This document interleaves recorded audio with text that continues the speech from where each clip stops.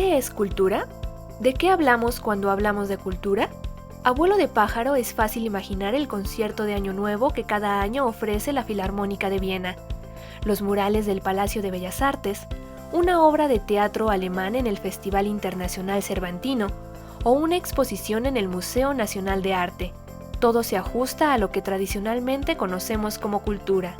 Pero ¿qué pasa si visualizamos alguna escultura prehispánica del Museo Nacional de Antropología, un vestido típico del Istmo de Tehuantepec, una ofrenda del Día de Muertos, alguna fotografía captada por Graciela Iturbide en el Festival de Rock Avándaro o el festejo de Semana Santa en Iztapalapa? La noción de cultura se desdobla, cede ante todo ese cúmulo de expresiones que están muy alejadas de aquello que denominamos alta cultura. Y si estiramos un poco más el concepto para contraponer, por ejemplo, un retablo barroco de alguna iglesia poblana con la amigable caricatura de Mickey Mouse, o la versión más actualizada del videojuego Call of Duty con la imagen globalizada del Che Guevara, capturado por Alberto Corda, el concepto de cultura deja el singular para devenir en un imperativo plural. Ya no podemos hablar de cultura sino de culturas. Cultura digital, cultura popular, cultura de masas, contracultura, alta cultura, cultura indígena, cultura visual y así tantos como sean necesarios. Gabriel Said recuerda que la palabra cultura está documentada desde 1515, pero aclara que fue hasta 1729 cuando el primer diccionario de la Real Academia Española la definió como la labor del campo o el ejercicio en que se emplea el labrador o el jardinero, y, metafóricamente, es el cuidado y aplicación para que alguna cosa se perfeccione, como la enseñanza en un joven para que pueda lucir su entendimiento. En el siglo XIX, la definición de cultura se vio afectada con la entrada de la antropología como ciencia en Europa. Esto derivó en un complejo entramado de regímenes e instituciones que visibilizan y categorizan al ser humano y sus objetos desde un discurso colonial, que significa pensar en sistemas diferenciadores entre alta y baja cultura, lo primitivo y lo civilizado. Partiendo de la tradición romana, Bolívar Echeverría caracterizó la cultura como el cultivo de la humanitas, de aquello que distingue al ser humano de todos los demás seres, de una humanitas concebida, primero como la relación de las comunidades grecorromanas con los dioses tutelares de su mundo, después como el conjunto de las costumbres, las artes y la sabiduría que se generaron en ese mundo, y por último, esta vez en general, como la actividad de un espíritu metafísico encarnado en la vida humana. Y de nueva cuenta el término cultura se desdobla en un conjunto de conceptos que no necesariamente pueden ser unificados, o como explicó Johann Gottfried Herder al referirse al término Kultur, nada es más indeterminado que esta palabra y nada más engañoso que su aplicación a todas las naciones y todos los periodos. En esto coincide Terry Eagleton, cuando recuerda que existe una sensación de que la palabra cultura ha sido contaminada por el nacionalismo de derecha. El término sugiere un fenómeno unitario, una cultura que en las manos equivocadas, deslizándose sobre las desigualdades y diferencias, podría ser bastante siniestra y peligrosa. Pero más allá de nociones eurocéntricas o nacionalistas, la palabra cultura tiene la capacidad de enunciar ideas aparentemente contrarias. Raymond Williams explica que en arqueología o antropología cultural, la referencia a la cultura o a una cultura apunta primordialmente a la producción material, mientras que en historia o estudios culturales, la referencia es a sistemas significantes o simbólicos. Lo interesante de Williams es que no genera un contrapunto entre ambas concepciones, sino un complemento. Partiendo de la posibilidad de que la cultura se complementa y afecta en cada una de sus ramas, vale la pena perfilar las principales acepciones que hoy se da a la cultura. Bellas artes. La cultura que se vincula a las bellas artes, o en un sentido más amplio a las prácticas artísticas, está definida por disciplinas que se agrupan en teatro, danza, literatura, ópera y artes visuales. Este universo creativo se sostiene a través de un complejo entramado institucional que promueve y legitima la creación. Hay discrepancias en el origen de la palabra arte. Hay quien lo ubica en Inglaterra o Francia en el siglo XIII, mientras otros lo llevan a la Italia del siglo XV. Pero lo cierto es que su nacimiento se ubica en una extendida tradición europea que fue adaptando su uso a las necesidades específicas de cada época.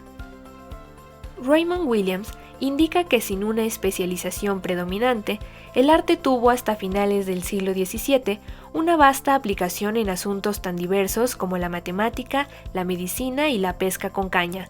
En los programas universitarios medievales, las artes, las 7 artes y más tarde las artes liberales eran la gramática, la retórica, la aritmética, la geometría, la música y la astronomía, y en un principio, desde el siglo XVI, artista se usó en ese contexto, aunque sufrió un desarrollo casi contemporáneo que lo llevó a designar a cualquier persona con destreza o a quien ejerciera una de las artes presidida por las 7 musas: historia, poesía, comedia, tragedia, música, danza y astronomía. El proceso histórico que engendró la palabra arte y por tanto la constitución de esta como actividad autónoma fue el resultado de cambios económicos, sociales y culturales, la aparición de un mercado cultural, la independencia de los artistas de la tutela religiosa y cortesana, la creación de museos, galerías, teatros cerrados y salas de concierto, la apropiación colonialista europea de objetos ajenos a su cultura y su reunión en las metrópolis, y la justificación sistemática de estos hechos por filósofos italianos, franceses y alemanes. Todos los sistemas del arte se han transformado y han producido sus propios cuestionamientos internos, lo que se refleja, por ejemplo, en la necesidad que tienen los creadores de vincularse a otros campos creativos. El arte tiene la capacidad de desescribir y desmitificar los lenguajes convencionales opresivos. El antropólogo cuestiona esta tradición eurocéntrica, ya que considera que la penetración imperialista, además de subordinar a las metrópolis del desarrollo cultural americano, desarticuló, atomizó, distorsionó o absorbió casi todos los intentos de producir desde nuestros pueblos formas artísticas y culturales que respondieran a sus necesidades. Por esta misma razón, la palabra cultura ha tenido que ampliar su campo de referencia para albergar todas aquellas expresiones que no provienen de una tradición europea y que, como el arte mismo, surgen a partir de necesidades geográficas y de época muy específicas. Arte popular.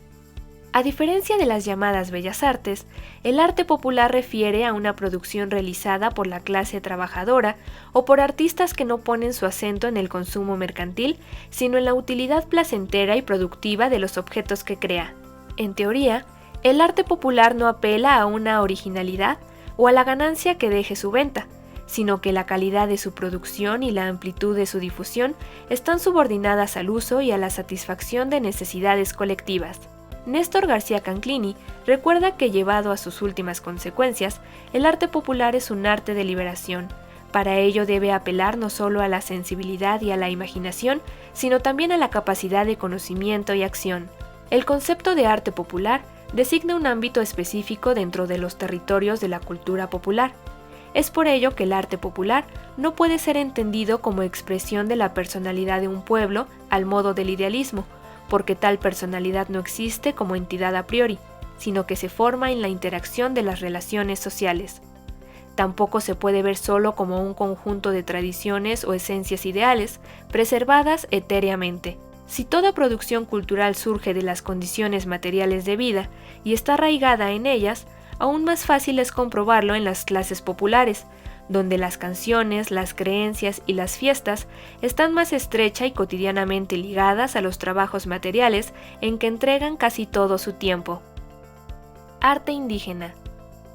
Al igual que es importante ubicar al arte popular como un elemento que se integra a la cultura popular, también es necesario puntualizar que el arte indígena es una modalidad específica de arte popular, como resultado de la expansión de procesos coloniales y poscoloniales de popularización de lo indígena y de mestizaje e hibridación intercultural.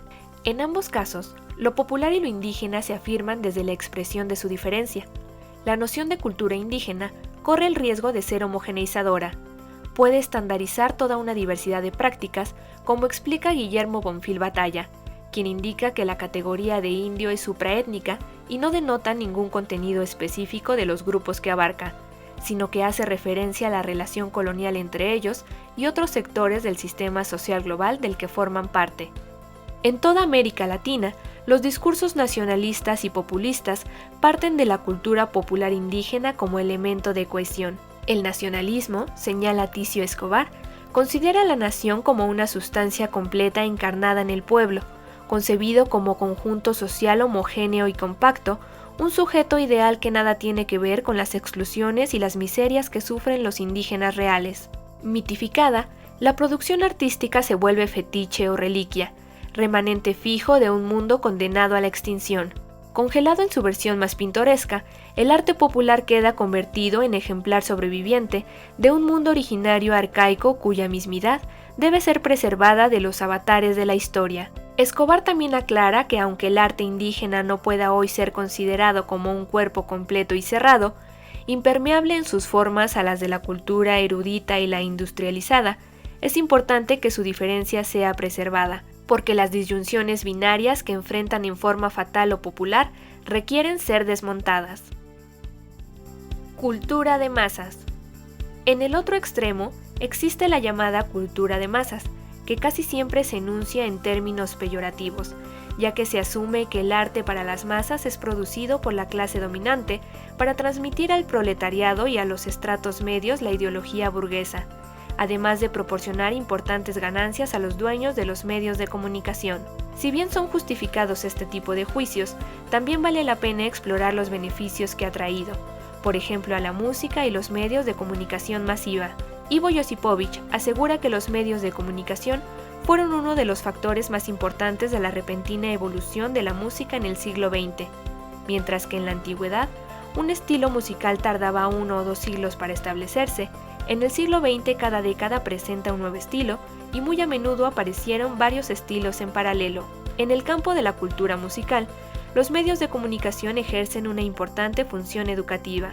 Además de hacer que el patrimonio musical sea accesible para un gran número de personas, son la principal fuente de información sobre eventos actuales en todos los campos de la música. Esta misma condición era vista de forma negativa por pensadores como Theodor Adorno, quien a partir de su difusión masiva reconoció 2 esferas en el ámbito musical, la música popular y la música seria. Adorno concretamente pensaba en el jazz, que consideraba como música de consumo para acompañar el baile y para entretener, por lo que contribuía a consolidar la industria cultural, que también es la industria del entretenimiento.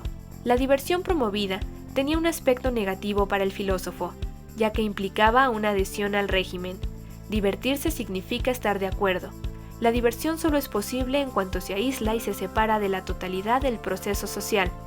Divertirse significa siempre que no hay que pensar. El jazz, según Adorno, estaba orientado al control manipulador de las subjetividades e identificaba a los consumidores de esta música con aquellos hombres que debían matar el tiempo porque no toleraban el hecho de que no podían escapar de su situación social. Pero en la actualidad, esta discusión queda un poco rebasada ante los retos y problemáticas que enfrenta la cultura digital. Cultura digital. No se puede negar que la llamada revolución de la tecnología digital y la información es en muchos sentidos un tsunami a nivel cultural. Su impacto en la sociedad es comparable con el régimen que generó la imprenta y la difusión de la cultura a través de la escritura. Carlos Scolari indica que las tecnologías no solo transforman al mundo, sino que influyen en la percepción que los sujetos tienen de ese mundo. Para Eduardo Visser, quien explica que ese espacio resignificado donde interactúan comunidades virtuales y la distancia se mide en clics, es el lugar donde evolucionan las nuevas formas de comunicación. Las tecnologías móviles están transformando nuestras percepciones del tiempo y el espacio. Las tecnologías de la información y la comunicación unidas a otros factores son mediadoras de la percepción del mundo. La cultura digital en construcción, señala Andy Lavender, es un fenómeno de cambio informacional, comunicacional, cognitivo, emocional, sensorial, interactivo y de comportamiento humano-social provocado, dinamizado y promovido por el desarrollo tecnocientífico y otros múltiples factores. En ese cambio de comportamiento se resaltan las maneras de conocer, de hablar, de escribir, de leer, de creer, de sentir, de ser y de estar en el mundo. Ese nuevo espacio de pensamiento de la dimensión humana es a la vez un nuevo espacio de construcción social de la realidad, de comprensión de los nuevos lenguajes.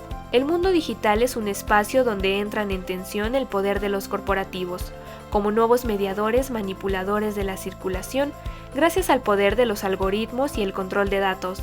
Pero estos se enfrentan a las prácticas de los usuarios instituidos ya como productor-consumidor.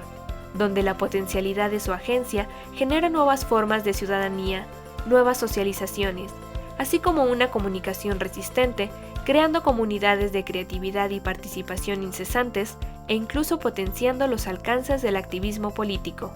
Guión: Edgar Alejandro Hernández. Voz en off: Viridiana Mondragón.